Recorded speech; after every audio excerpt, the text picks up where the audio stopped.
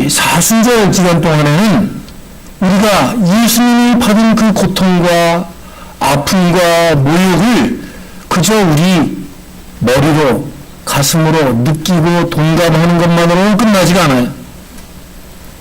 우리 기독교를 관념적인 종교, 우리가 생각만 하고 영적인 것만을 생각하는 스피리추얼 릴리전으로 그냥 생각하는 그런 사람들이 있는데 그것은 잘못된 것이다 하는 겁니다. 우리가 감정적으로 예수가 당하신 고난과 아픔을 그저 이해하는 것만으로 끝나서는 안 된다는 거예요. 이 사순절, 예수 그리스도의 부활 전 40일, 주일을 빼고 40일 가량을 지키는 이 사순절은 예수님께서 왜 죽으셨는가? 예수님께서 그렇게 죽으시면서까지도 우리에게 바라고 원하셨던 것이 무엇이었는가? 예수님께서 우리에게 남기신 유언은 예수님께서 죽으시면서까지 우리들에게 남기신 그 뜻은, 그 과제는 무엇인가? 라는 것을 우리가 되짚어보고 우리들의 마음과 몸과 영적인 모든 히브리인들이 사고했던 그 온전한 우리들의 바디가, 우리들의 삶이, 우리들의 존재가 예수 그리스도의 죽으심을 기념하고 묵상하고 나아가서는 예수 그리스도께서 남기신 유언, 그 부탁의 말씀을 내가 지키며 살겠습니다. 지금까지는 내가 예수님께서 왜 죽으셨는지, 무엇을 우리에게 부탁하셨는지, 오늘 성서 말씀에는 위탁이라는 말씀을 주셨는데 어떤 과제를 나의 삶에 주셨는지 내가 관심도 없고 잘 알지 못하고 지냈지만 이 사순절 기간만큼은 주님, 제가 예수님의 그 뜻을 잘 따라 살겠노라고 결심하고 고백하고, 그래서 부활주일날 예수님의 부활만을 축하하고 찬양하는 그런 예배가 아니라 나의 영적인 부활, 나의 삶의 부활이 함께 이루어지는 이 귀한 사순절 기간이 되시기를 주의 이름으로 축원합니다.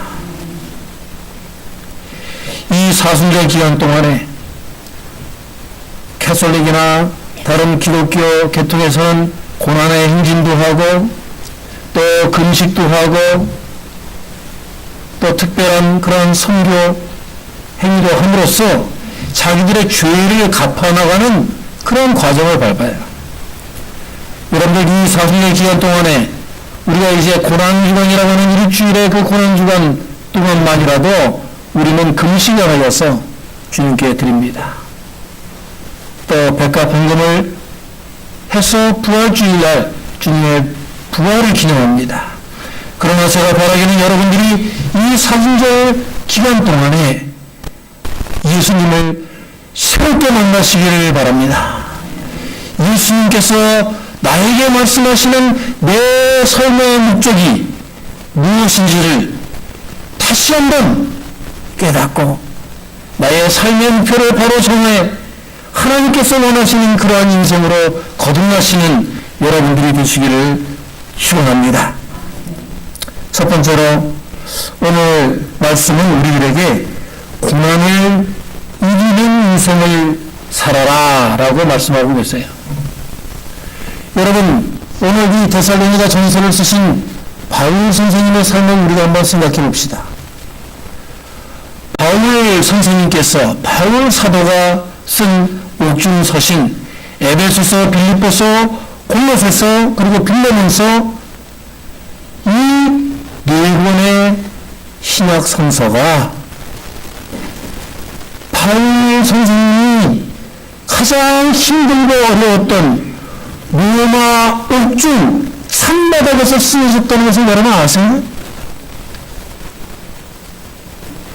자기가 이제 한 시간 후에 죽을지 4시간 후에 죽을지 내일 아침 동트면 죽을지 모르는 그 로마 감옥에, 옛날 로마 감옥은 지하에 있었다고 그러죠.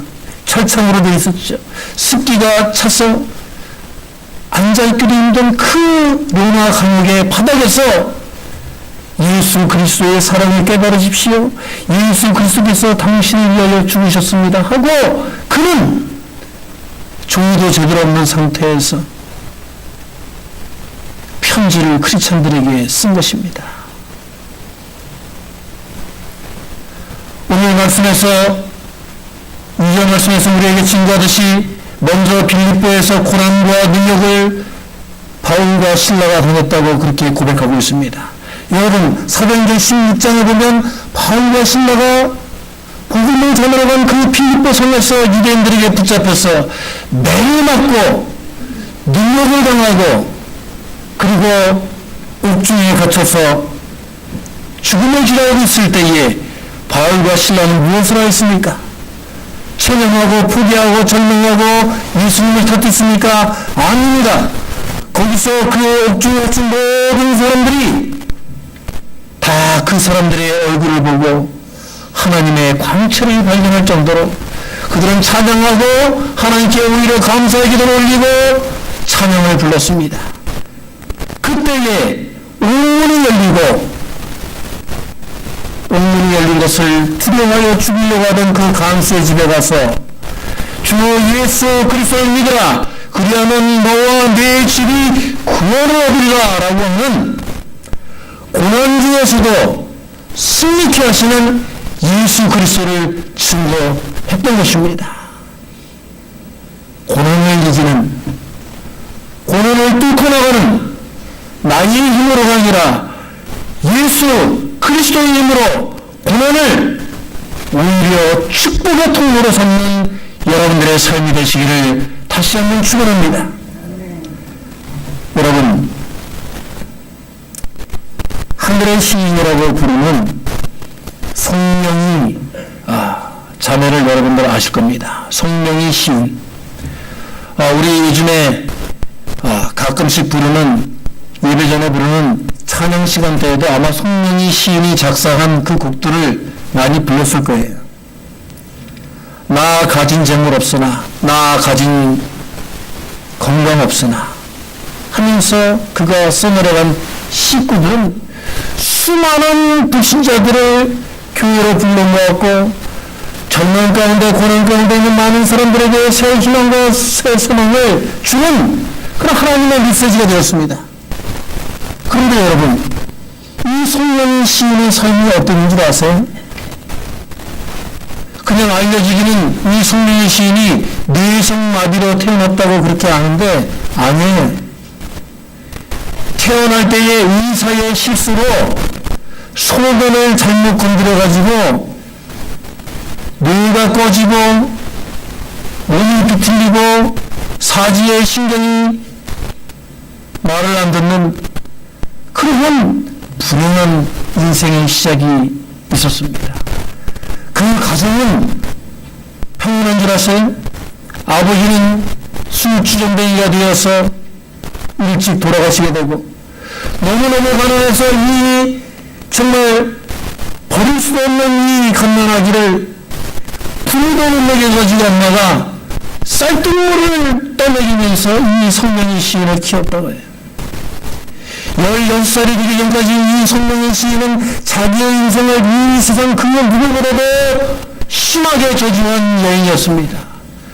어머니에게 대들면서 차라리 나는 죽여버리지 왜 살려서 이 고통을 당하게 하냐고 일어나 앉지도 못하고 고개를 겨누지도 못하고 제대로 사람을 쳐다보지도 못하게 하는 이 못난 인생을 왜 만들어냈냐고 어머니에게 눈물을 흘리며 대들던 송명희 시인이었습니다. 그런데 이 송명희 어린이가 16살 때 예수님을 만나게 됩니다.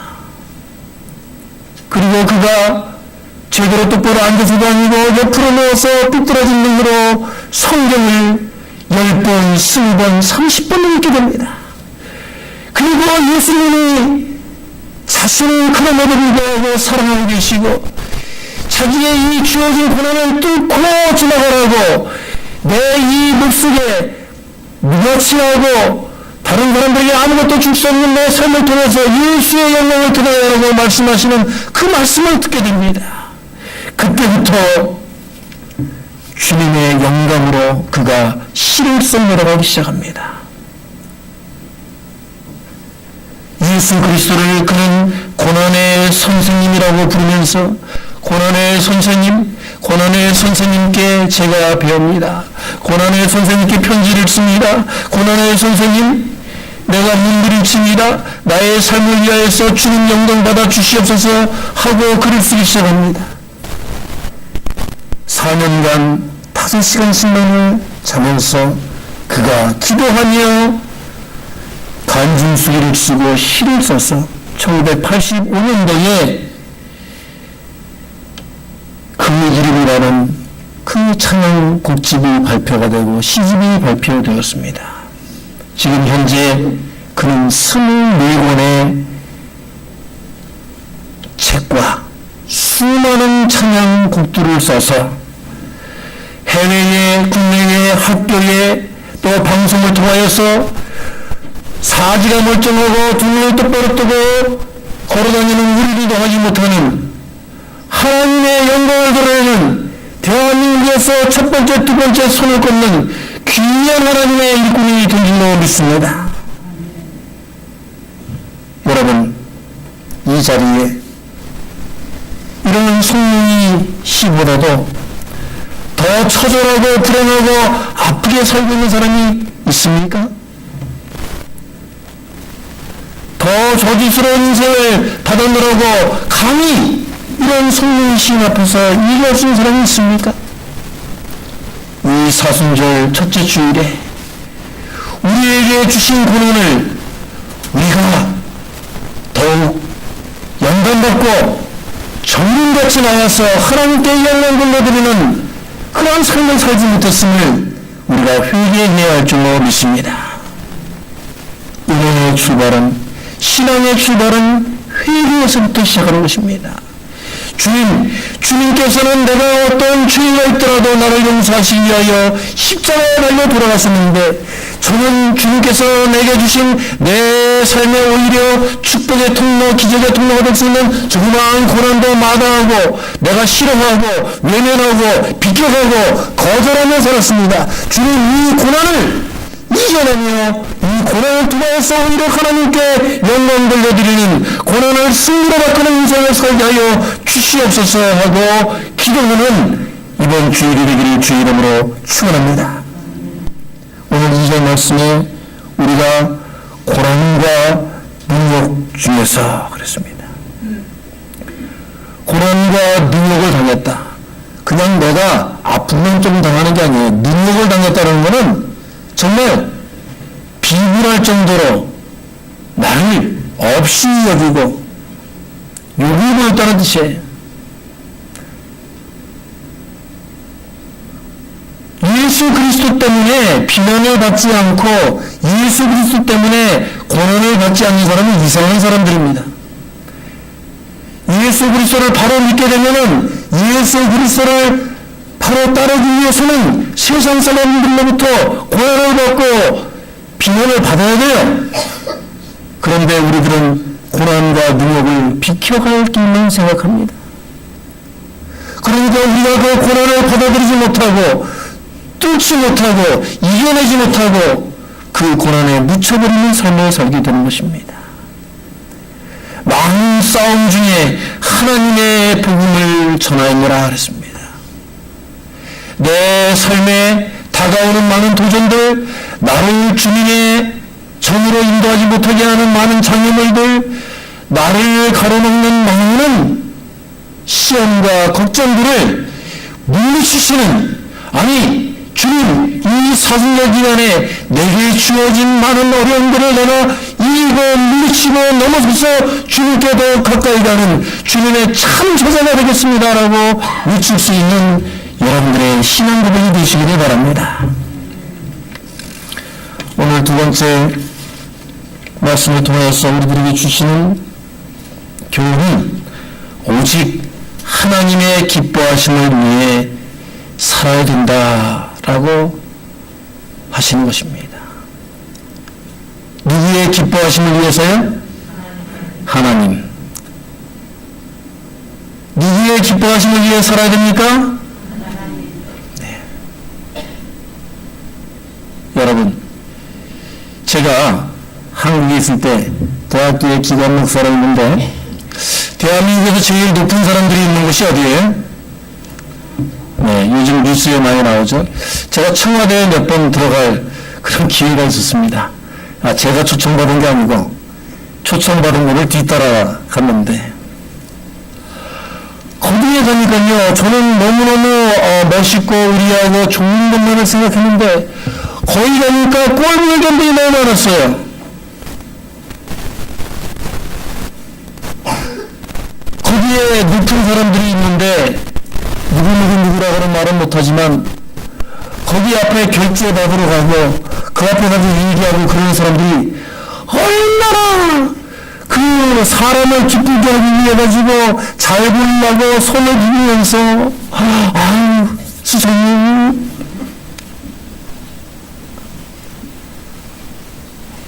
정말 이거 베일이 꼬인다 그러죠.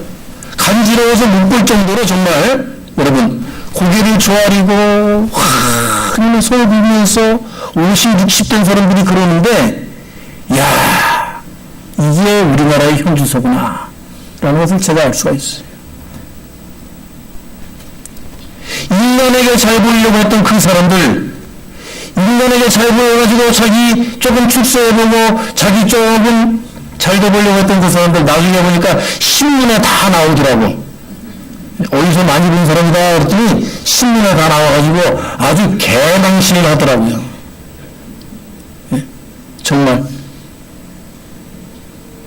인간에게 잘 보이려고 하는 아천꾼들, 정치꾼들, 기회주의자들은 결국 하나님께서 심판하시는데 그들이 창피를 당하고 그들이 모욕을 당하고 그들 스스로가 인간에게 배신을 당해서 그들이 절망하게 됩니다. 여러분 그런 의미에서 여러분들이 교회를 다닐 때 사람을 기쁘게 하려고 해서는 안 됩니다. 누구누구 때문에 교회 나간다는 그런 말씀 절대 해서는 안 돼요. 더군다나 목사 때문에 교회 나간다 그런 말씀 하지 마세요.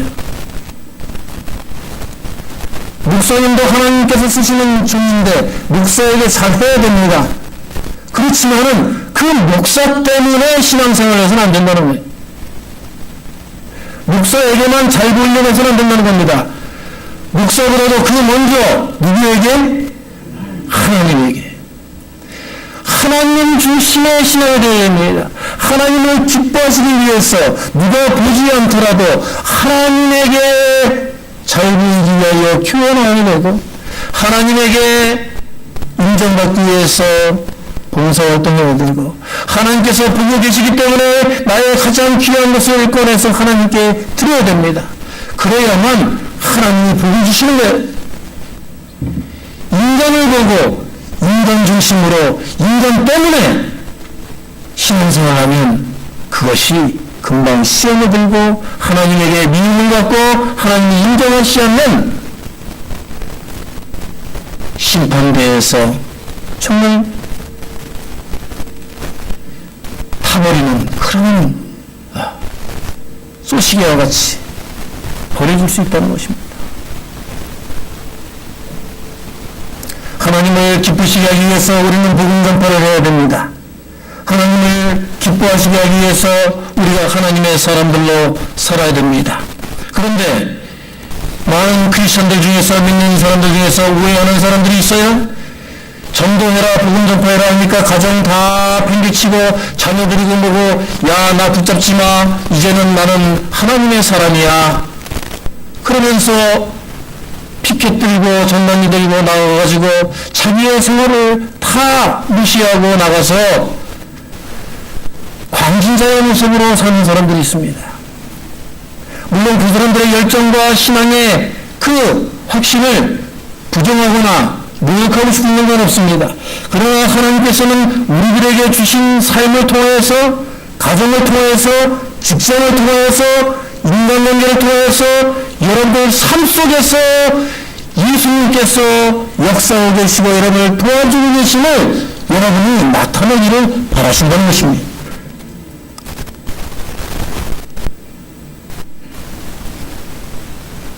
미국에 스탠리 템이라는 사람이 있었습니다. 저도 좀 본 것 같아요. 스탠리. 마크가 찍혀져 있거나. 근데 그분이 US 플라스틱이라는 그 회사를 세웠다고 하는데 그 사람이 20살에 사업을 시작했대요. 그러니까 굉장히 스마트한 사람이죠. 굉장히 재능이 많은 사람이에요. 도덕연수 있는 사람이에요. 그래가지고 20살에 사업을 시작해가지고 몇 번을 뱅크럽시를 했냐면 몇 번을 실패를 했냐면 5번. 5번이나 사업을 실패했대요. 그래가지고 에이 그가 신앙은 있었지만 하나님께서 나를 도와주시지 않는구나. 하나님께서 나의 사업을 허락하시지 않는구나. 그리고 사업을 다 팽개치고 이제 문을 닫고 시골로 내려가서 소나 양이나 길러야 되겠다. 그러고 가는데 갑자기 그가 하나님의 음성을 듣게 됩니다. 너는 왜 너의 일을 혼자 하고 혼자 추진하며 내게는 구하지 않느냐. 여러분 우리 한번 따라서 보기 바랍니다. 너는 왜 일을 혼자 추진하고 내게는 구하지 않느냐.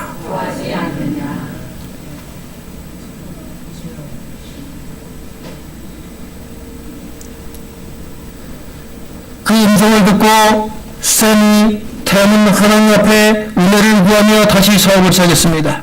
그리고 그는 이제 자기가 회장 자리에서 자기를 이름을 빼고 사장 자리에서 이름을 빼고 하나님을 회장이라고 불렀습니다. 하나님 회장을 모시고 우리는 사업을 시작한다. 그리고 시편 2편 8절의 말씀을 모든 직원들과 함께 매일 외치며 기도하며 너는 내게 구하라. 너는 내게 구하라. 그러면 열방을 기업으로 주시리라. 그 말씀을 확실하게 믿고 약속의 말씀으로 하나님과 서약을 맺었어요. 주님, 내가 돈 많이 벌어가지고 내가 잘 살고 내 가족들에게 나눠주고 풍족한 삶을 살기 위해서가 아니라 이 사업을 통해서 하나님의 사업이, 하나님의 복음이, 하나님의 가족들이 풍성히 일어나기를 소원합니다. 그 뜻이 이루어질 줄로 믿습니다. 했습니다. 그러자 하나님께서 그 사업에 큰 복을 주시기 시작했습니다. 그가 5가지 원칙을 세웠는데 첫 번째 원칙이 뭐예요? 어떤 역경에도 하나님께 감사하자. 형제에게 해로운 말을 하려거든 차라리 번갯불에 손을 대자. 세 번째, 성령의 음성에 순종하기 위해서라면 희생이라도 감수하자. 네 번째, 사랑으로 경영하고 분노로 사람을 다스리지 말자. 5번째, 매일 3번 다른 사람을 칭찬하자. 이 5가지 삶의 지침을 가지고 살면서 제 목표를 복음 전파와 세계 선교에 두니까 하나님께서 그에게 허락하시기를 수많은 선교사를 돕도록 하였습니다. 그는 매년, 놀라지 마십시오 여러분, 매년 85개의 교회를 개척하는 것을 목표로 삼았는데 그 목표를 하나님께서 이루어 주셨습니다.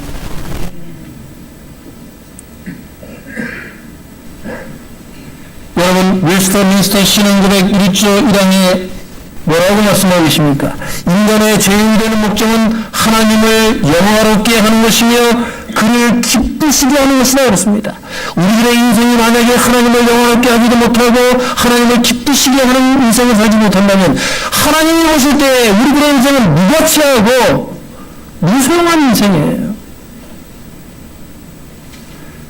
나만을 위해서, 나만의 이윤과 내 인생의 목적만을 위해서 사는 것이 가장 똑똑한 것처럼 세상 사람들은 보지만, 아니 하나님이 보실 때에는 하나님께 영광 돌려드리지 못하고 하나님을 기쁘시게 하지 못하는 인생을 살면 아무 소용이 없는 무가치한 인생이라. 여러분, 우리가 하나님 앞에 먼저 바로 서야 할 줄로 믿습니다. 먼저 하나님께 구하십시오. 먼저 하나님께 서원하십시오. 먼저 하나님께 나의 인생의 목표를 말씀하십시오. 내가 하나님의 사람으로 하나님께 영광 돌려드리며 하나님의 기쁨을 되기 위하여서 주님 이것을 이루어 주십시오 하고 기도하십시오. 그 부르짖는 입술에 주님께서 응답하실 줄로 믿습니다. 우리는 무엇을 하든지 삶의 제일 목적과 헌신을 하나님을 기쁘시게 해야 되겠다. 이 사순절 기간 동안 예수님께서는 하나님의 영광을 위하여, 하나님의 뜻을 위하여, 하나님의 기쁨이 되기 위하여 십자가를 지셨습니다.